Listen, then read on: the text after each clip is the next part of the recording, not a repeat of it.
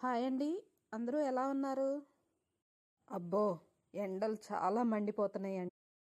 ఏంటి ఈ ఎండకే మా విజయవాడలో దీని బాబులు అంటే ఎండలు చూసాం. అక్కడ టార్ రోడ్ లో నడుస్తుంటే ఎలా ఉంటుంది తెలుసా? ఎలా ఉంటుంది? థార్ డెజర్ట్ లో నడిచినట్టు ఉంటుంది. ఆ ఎండకి తలనొప్పి ఎలా వస్తుందో తెలుసా? తోరగడ సుత్తితో నెత్తి మీద కొట్టినట్టు ఉంటుంది. మరి ఏం చేద్దామంటావు? మరి అలా అని బయటకు వెళ్ళటం ఆగలేంగా, పనులుంటాయి. కాబట్టి జాగ్రత్తలు పాటిస్తూ ఎక్కువ లిక్విడ్ ఫుడ్స్ తీసుకుంటూ మన జాగ్రత్త మనం పాటించాలి. మనమైతే నోరుంది అడగగలం, కానీ మొక్కలకి నోరు ఉండదు కదా. మొక్కలు వేసవికాలంలో జాగ్రత్తగా కాపాడుకోవాలి.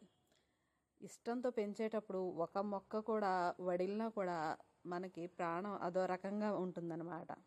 కాబట్టి మనం జాగ్రత్తగా ఉంటూ మొక్కలను కూడా జాగ్రత్తగా చూసుకోండి.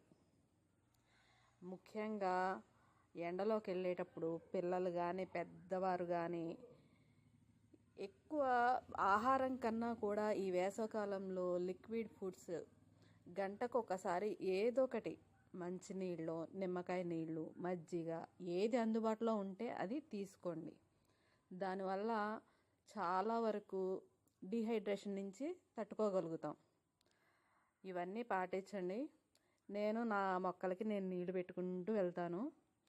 ఇదిగో చూసారా, పొలాలు ఖాళీ అయిపోయినాయి, పంటలు అయిపోయి వాటిని చుట్టెక్కంతా ఒక చోట చేర్చి కాలుస్తున్నాను.